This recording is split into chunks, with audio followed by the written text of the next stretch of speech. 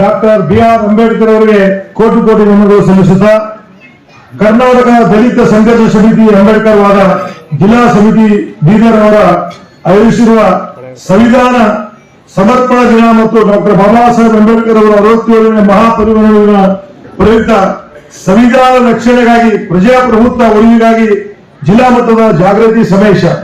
ಈ ಸಮಾವೇಶದಲ್ಲಿ ವೇದಿಕೆಯಲ್ಲಿ ಕುಂತಹ ಎಲ್ಲಾ ನಮ್ಮ ಭಟ್ಟೇರಿಯ ಪಾದಗಳಿಗೆ ನಮಸ್ಕರಿಸಿ ಈ ಕಾರ್ಯಕ್ರಮದಲ್ಲಿ ಭಾಗಿಯಾಗಿರ್ತಕ್ಕಂಥ ರಾಜ್ಯ ಪ್ರಧಾನ ಸಂಚಾಲಕರು ದಲಿತ ಸಂಘರ್ಷ ಸಮಿತಿ ಅಂಬೇಡ್ಕರ್ ವಾದ ಮಾವಳ್ಳಿ ಶಂಕರ್ಜಿ ಅವರೇ, ರಾಜ್ಯಾಧ್ಯಕ್ಷರು ಹಿಂದುಳಿದ ಜಾತಿಗಳ ಶೋಷಿತ ವರ್ಗಗಳ ಒಕ್ಕೂಟ ಬೆಂಗಳೂರು ಶ್ರೀ ಎಂ ರಾಮಚಂದ್ರಪ್ಪನವರೇ, ಇನ್ನೊಬ್ರು ನಡುಗುಲ್ಸೂರ್ ನಾಗೇಂದ್ರ ಅವರೇ, ರಾಜ್ಯಾಧ್ಯಕ್ಷರು ಕರ್ನಾಟಕ ರಾಜ್ಯ ಮೈಸೂರು ಧನರಾಜ್ ಸಾಳಂಪಳ್ಳಿ ಅವರೇ, ಈಗಾಗಲೇ ಈ ವಿಶೇಷವಾಗಿ ಈ ಕಾರ್ಯಕ್ರಮವನ್ನು ಏರ್ಪಾಡು ಮಾಡಿರ್ತಕ್ಕಂಥ ರಮೇಶ್ ಜಾಖಗಿ ಅವರು ನಮ್ಮ ತಾಲೂಕು ಪಂಚಾಯತ್ನ ಮಾಜಿ ಅಧ್ಯಕ್ಷರೇ, ಈಗಾಗಲೇ ಮಾತಾಡಿರ್ತಕ್ಕಂಥ ಡಾಕ್ಟರ್ ಜಯದೇವಿ ಗಾಯಕವಾಡ್ ಅವರೇ, ಗೋಲಲ್ಲಿ ಶಿವಪ್ರಸಾದ್ ಅವರೇ, ಈಗಾಗಲೇ ಮಾಧ್ಯಮ ಸ್ನೇಹಿತರು ಆತ್ಮೀಯರಾದಂತಹ ಸದಾನಂದ ಜೋಶಿ ಅವರೇ, ವೈದ್ಯನಾಥ್ ತಲೆಗುಂಡಿ ಅವರೇ, ಆನಂದ್ ದೇವಪ್ಪ ಅವರೇ, ಬಸವರಾಜ್ ಸರಗಾ ಅವರೇ, ಜರಪ್ಪ ರಾಂಪುರಿ ಅವರೇ, ಸಿದ್ಧಾರ್ಥ್ ಕಾಂಬ್ಳೆ ಅವರೇ, ಪ್ರಭು ಅಂಬೆ ಅವರೇ, ರಾಜಶೇಖರ್ ಶಂಕರ್ ಅವರೇ, ಶಿವರಾಜ್ ದಾಕ್ಲುಗಿ ಅವರೇ, ಸುಭಾಷ್ ಜ್ಯೋತಿ ಅವರೇ, ಶಿವರಾಜ್ ಎಲ್ಲ ವೇದಿಕೆ ಮೇಲಿದ್ದಂತೆಲ್ಲ ನಮ್ಮ ಹಿರಿಯರೇ, ತಾಯಂದ್ರೆ, ಇಲ್ಲಿ ನಡೆದಂತ ಎಲ್ಲ ನನ್ನ ಹಿರಿಯರೇ, ತಾಯಂದ್ರೆ, ಮಾಧ್ಯಮದ ಸ್ನೇಹಿತರೆ, ಮಲ್ಯಾಣ್ ಶೇಖರ್ ಅವರು ಪಾಪ ಯಾವಾಗಲೂ ಈ ಒಂದು ಹೋರಾಟ ಸಮಿತಿಗೆ ಅವ್ರು ಯಾವಾಗಲೂ ಕೂಡ ಪಾಲ್ಗೊಂಡು ಪಾರ್ಟಿಸಿಪೇಟ್ ಆಗಿ ಎಲ್ಲ ಕಾರ್ಯಕ್ರಮ ಯಶಸ್ವಿಯಾಗಕ್ಕೆ ಅವರು ಕೂಡ ಭಾಗಿಯಾಗಿದ್ದಾರೆ. ಇವತ್ತು ವಿಶೇಷವಾಗಿ ಈ ಕಾರ್ಯಕ್ರಮ ನೋಡಿದಾಗ ಬಹಳ ಒಳ್ಳೆ ಕಾರ್ಯಕ್ರಮ. ರಮೇಶ್ ಅವರು ನಮ್ಮ ವಿಶೇಷವಾಗಿ ಏನು ಮಾವಳ್ಳಿ ಶಂಕರ್ ಈ ಒಂದು ಕಾರ್ಯಕ್ರಮ ಏರ್ಪಾಡು ಮಾಡಿದಾರ. ಸಂವಿಧಾನ ಉಳಿಸಿ ಸಂವಿಧಾನ ರಕ್ಷಣೆಗಾಗಿ ಪ್ರಜಾಪ್ರಭುತ್ವ ಉಳಿಗಾಗಿ ಈ ಒಂದು ಕಾರ್ಯಕ್ರಮ ನಾನು ಕೇಳಿದೆ. ಪಾಪ ಅವ್ರು ಮಾತಾಡೋರು ಹೇಳ್ತಾ ಇದ್ರು, ಇಡೀ ರಾಜ್ಯ ವ್ಯಾಪ್ತಿಯಲ್ಲಿ 31 ಜಿಲ್ಲೆಯಲ್ಲಿ ಈ ಕಾರ್ಯಕ್ರಮ ನಾವು ಹಮ್ಮಿಕೊಂಡಿದ್ವಿ. ಇವತ್ತು ಇಲ್ಲಿದೆ, ನಾಳೆ ಗುಲ್ಬರ್ಗಾದಲ್ಲಿದೆ, ಮತ್ತೊಂದು ಬ್ರೇಕ್ ಕೊಟ್ಟು ಮತ್ತೆ ಬೇರೆ ಬೇರೆ ಜಿಲ್ಲೆಗಳಲ್ಲಿ ನಾವು ಪ್ರವಾಸ ಹಮ್ಮಿಕೊಂಡಿದ್ವಿ. ಇದು ವಿಶೇಷ ಏನು, ಇವತ್ತು ಜಾಗೃತಿ ಮೂಡಿಸ್ತಕ್ಕಂಥದ್ದು. ಬಂದ್ರೆ ಈಗಾಗಲೇ ಅನೇಕ ಕವಿಗಳು ಬಹಳ ಚೆನ್ನಾಗಿ ಮಾತಾಡೋದು.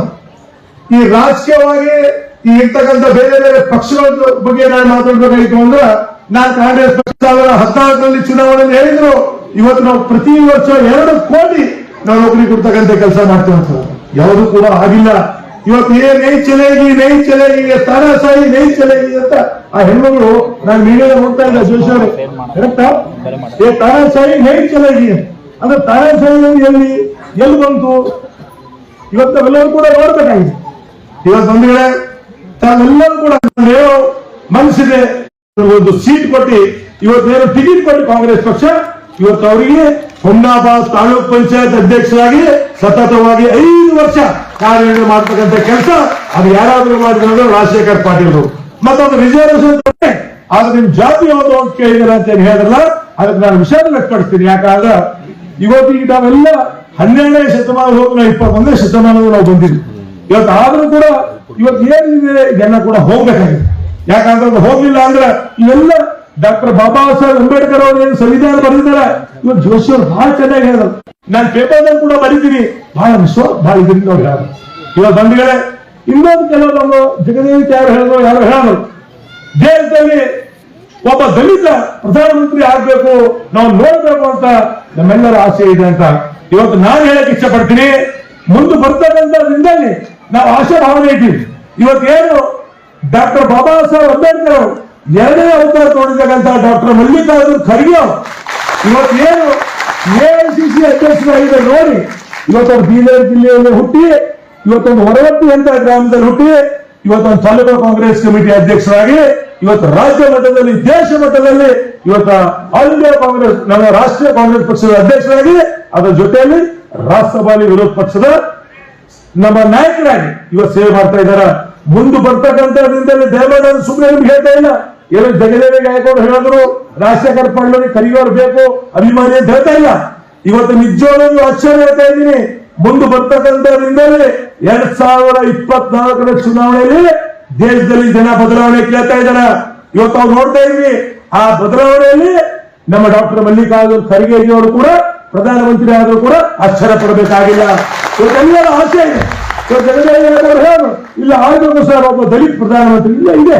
ಇವತ್ತು ಸಮಯವಾಗಿ ಎಲ್ಲದಕ್ಕೂ ಕೂಡ ಸಮಯ ಬರಬೇಕಾಗುತ್ತೆ. ಆ ಸಮಯ ಬಂದಾಗ ನಿಂತೋದಾಗಲ್ಲ. ಇವತ್ತು ಬಂದಿದೆ, ಇವತ್ತು ಏನು ಈ ಕಾರ್ಯಕ್ರಮ ಹಮ್ಮಿಕೊಂಡಿದಾರ, ಇವತ್ತು ಅದೇ ದಿನದಲ್ಲಿ ಇವೆಲ್ಲ ಬದಲಾವಣೆ ನೋಡ್ತಾ ಇದ್ದೀವಿ, ತಾವೆಲ್ಲ ನೋಡ್ತಾ ಇದ್ದೀವಿ. ಇವತ್ತು ಒಳ್ಳೆ ರೀತಿಯಿಂದ ಡಾಕ್ಟರ್ ಬಾಬಾ ಸಾಹೇಬ್ರು ಹೇಳಿದ ಇವತ್ತು ಶಿಕ್ಷಣ ಸಂಘಟನೆ ಹೋರಾಟ ಮೊದಲು ನಾವೆಲ್ಲ ನಮ್ಮ ಮಕ್ಕಳಿಗೆ ಒಳ್ಳೆ ಮಟ್ಟದ ಶಿಕ್ಷಣ ಕೊಡ್ತಕ್ಕಂಥ ಕೆಲಸ ಮಾಡಬೇಕು.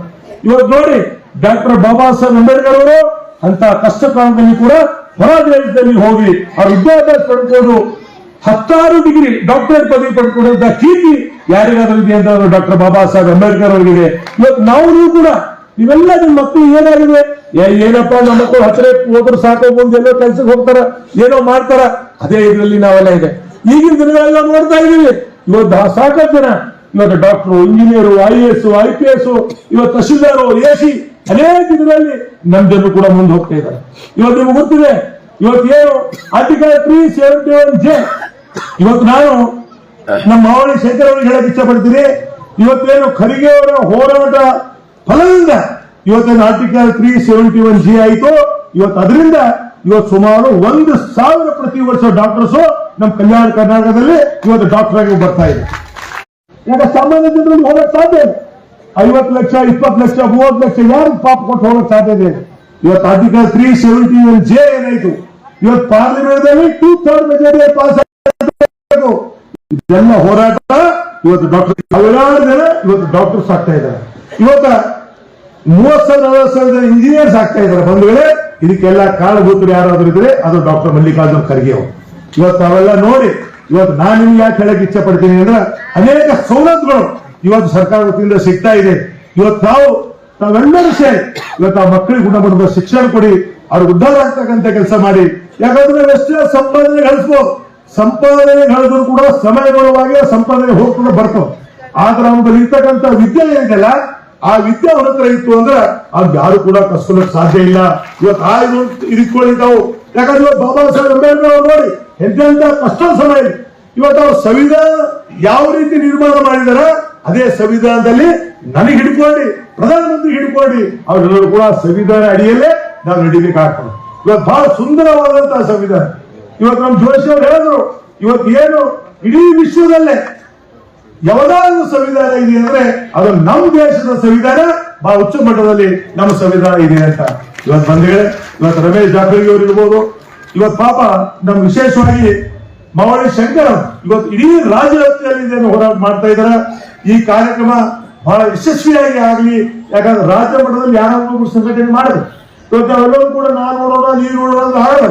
ಯಾರಾದ್ರೂ ಒಂದು ಮುಂದಾಳತ್ವದಲ್ಲಿ ಇವು ಕಾರ್ಯಕ್ರಮ ಹಮ್ಮಿಕೊಂಡಿದಾರ. ಇದು ಯಶಸ್ವಿ ಆಗಲಿ. ಇವತ್ತು ನಮ್ಮ ರಮೇಶ್ ಜಾರಕಿಹೊಳಿ ಅವರು ಯಾವಾಗಲೂ ಒಂದು ಸಂಘರ್ಷ, ಯಾವಾಗಲೂ ಒಂದು ಹೋರಾಟ ಇದರಿಂದ ಇಲ್ಲಿವರೆಗೆ ಬಂದಿದ್ದಾರೆ.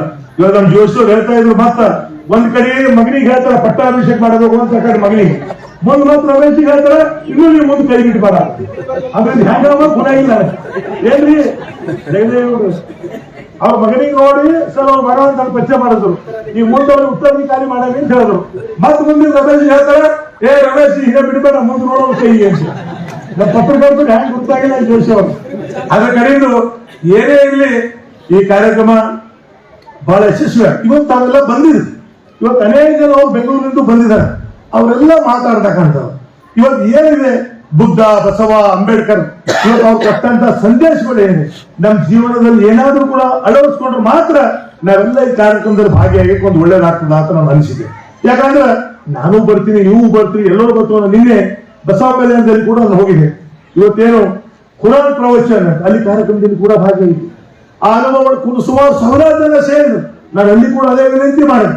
ಇವತ್ತು ಅವರೆಲ್ಲ ಕುರಾನ್ ಇವತ್ತು ಪ್ರವಚನ ಹೇಳ್ತಕ್ಕಂಥವ್ರು ಮಂಗಳೂರಿಗೆ ಬಂದಿದ್ದಾರೆ. ಅವ್ರು ಏನ್ ಹೇಳ್ತಾರ, ಏನ್ ಕೇಳ್ತಾರ, ನಮ್ಮ ನಡೆ ನುಡಿ ಆಚಾರ ವಿಚಾರ ಇವತ್ತು ಕೂಡ ಇಷ್ಟೊಂದು ಜನ ತಾವೆಲ್ಲ ಸಾಹಿತ್ಯ. ನಮ್ಮ ಕವಿಗಳಂತೂ ಅವ್ರಿಗೆ ಅನಿಸ್ತದ ಇನ್ನೂ ಒಂದು 2 ತಾಸು ಟೈಮ್ ಬೇಕಾಗಿತ್ತು ಸರ್. ಸಾರಿ, ಯಾಕಂದ್ರೆ ನಿಮ್ ನೋಡೋಣ ನಾವ್ ಎಷ್ಟು ಮುಗಿಸಂದ್ರೆ ದಿನ ನಡೀತಾ ಇತ್ತು, ಇನ್ನೂ ನಡೀತಿದ್ದು 1 ತಾಸು. ಅದ್ರ ಸಮಯದ ಅಭಾವ ಇದೆ. ಇಲ್ಲಿ ಏನಾಗ್ತದೆ, ಒಬ್ಬರೇ ಮುಗಿಸ್ತೀವಿ ಅಂದ್ರೆ ಎಲ್ಲರೂ ಎದ್ದು ಹೋಗ್ತಾರೆ. ನಾವು ಮಾಡಿ ಶಂಕರ ಸುಮ್ಮನೆ ಎದ್ದು ಹೋಗ್ಬೇಕಾಗ್ತದೆ. ಅದಕ್ಕೆ ನಾವೆಲ್ಲ ಸಾಕು ಸರ್ ದಯಮಾಡಿ. ಅದು ನೀವು ಯಾವ್ದಾದ್ರು ಒಂದು ಇದೀದಾಗ ಬರ್ಬೇಕು. ನೀವು ಬಂದಿದ್ದೆಲ್ಲ ಹೇಳ್ತಕ್ಕಂಥ ವ್ಯವಸ್ಥೆ ಆಗುತ್ತೆ.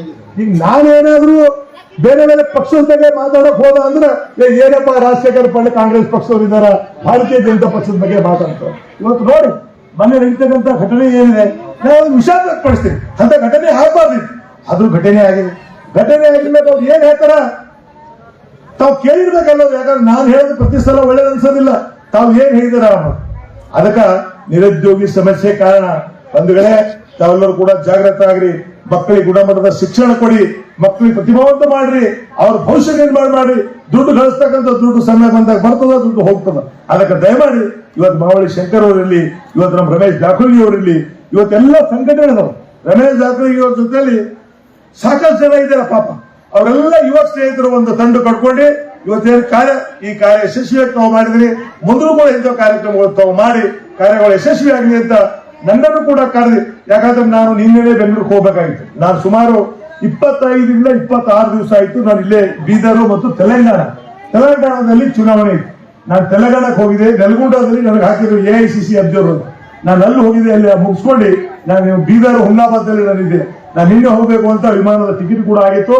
ರಮೇಶ್ ಜಾರಕಿಹೊಳಿ ಅವರು ಹೇಳಿದ್ರು, ಇಲ್ಲ ಸರ್, ಈ ಕಾರ್ಯಕ್ರಮ ನೀವು ಬರಲೇಬೇಕು, ನೀವು ಬಂದು ಉದ್ಘಾಟನೆ ಮಾಡಲೇಬೇಕು. ಯಾಕಂದ್ರೆ ನಮ್ಗೆ ಅವ್ರಿಗೆ ಬಹಳ ಆತ್ಮೀಯತೆ. ನಾನೊಂದು ಆಯ್ತು, ಒಳ್ಳೆ ಕಾರ್ಯಕ್ರಮ, ಈ ಒಂದು ಕಾರ್ಯಕ್ರಮ ಉದ್ಘಾಟನೆ. ಇವತ್ತು ಮದುವೆ ಹುಮ್ನಾಬಾದಲ್ಲಿ ಕೂಡ ಅನೇಕ ಮದುವೆ ಸಮಾರಂಭಗಳಿವೆ ಕ್ಷೇತ್ರ ವ್ಯಾಪ್ತಿಯಲ್ಲಿ. ನನ್ನ ಇದಕ್ಕೆ ಸುಮಾರು 10ರಿಂದ 15 ವೆಡ್ಡಿಂಗ್ ಕಾರ್ಡ್ ಬಂದಿವು. ಆದ್ರೆ ಅನಿವಾರ್ಯ ಅಲ್ಲಿ ಹೋದಾಗ ಈ ಕಾರ್ಯಕ್ರಮ ಇದು ಆಗ್ತದೆ. ಇಲ್ಲಿ ಬಂದ್ರೆ ಅಲ್ಲಿ ನಮ್ದು ಇಬ್ಬರಿಗೂ ವಿಧಾನ ಪರಿಷತ್ ಸದಸ್ಯರು ನಮ್ಮ ಸುಪುತ್ರರಾದಂತಹ ಅಭಿಷೇಕ್ ಪಾಂಡವರಿಗೆ ಅವ್ರಿಗೆ ಹೇಳಿ, ನೀವಲ್ಲಿ ಮನೆಗಳಿಗೆ ಹೋಗಿ ನಾನು ಈ ಕಾರ್ಯಕ್ರಮದಲ್ಲಿ ಭಾಗಿಯಾಗ್ತೀನಿ ಅಂತ ನಾನು ಈ ಕಾರ್ಯಕ್ರಮದಲ್ಲಿ ನಾನು ಭಾಗಿಯಾಗಿದ್ದೀನಿ. ನನಗೆ ಕರೆದಿ ಸನ್ಮಾನ ಮಾಡಿ ಮಾತಾಡಲು ಅವಕಾಶ ಮಾಡಿರ್ತಕ್ಕಂಥ ತಮ್ದೆಲ್ಲ ಸಮಾಜದ ಮುಖಂಡರಿಗೂ ತಮಗೆಲ್ಲರಿಗೆ ಕೋಟಿ ಕೋಟಿ ಅಭಿನಂದನೆ ಸಲ್ಲಿಸಿ ನನ್ನ 4 ಮಾತು ವಿರಾಮ ಕೊಡ್ತೀನಿ. ಜೈ ಹಿಂದ್.